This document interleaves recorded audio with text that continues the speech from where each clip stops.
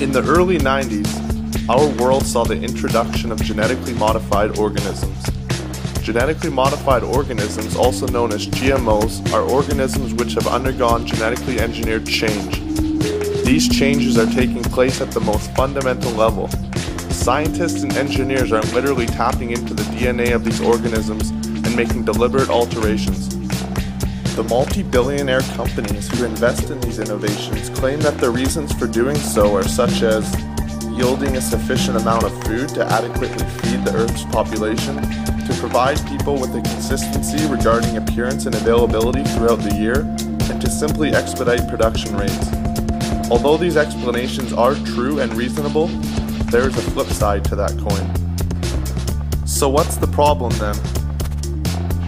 Well, GMOs have been engineered to possess a multiplicity of different traits, including things like the ability to resist pests, the ability to withstand extreme environmental conditions. Some genes are even programmed to self-exterminate themselves. An ever-expanding amount of evidence shows that these changes are contributing significantly to the oncoming of illnesses such as diabetes, autism, irritable bowel syndrome, and even cancer. So how do we know which of our foods contain GMOs? Well, right now we don't, because in North America there are no regulations or policies requiring corporations to provide this information. Monsanto, one of the largest GMO producing corporations, states that there is no need to test the safety of DNA introduced into GMO crops, and that there is no need for value in testing the safety of GM foods in humans. So, should we just take their word for it? No.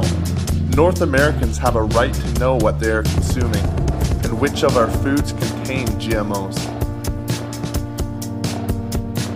These 6 countries and 54 others have a policy where labeling genetically modified foods is mandatory. So why not Canada and the United States?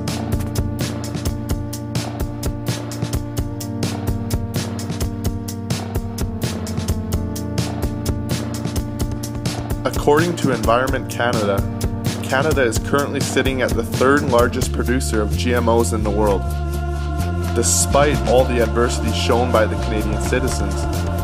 Some previous polls show that over 80% of Canadians want GM foods to be labeled. In April 2004, a national standard for voluntary labeling of genetically engineered foods was established by the Canadian General Standards Board, entitled Voluntary Labeling and Advertising of Foods That Are and That Are Not Products of Genetic Engineering. But to this day, no companies have volunteered to label their foods.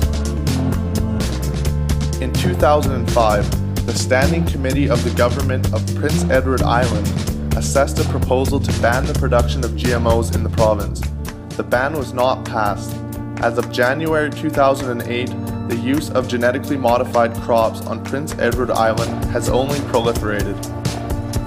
Shouldn't we, at the very least, be able to decide for ourselves whether or not we want to take the risk of ingesting GMOs? Is there anyone helping us fight for our rights?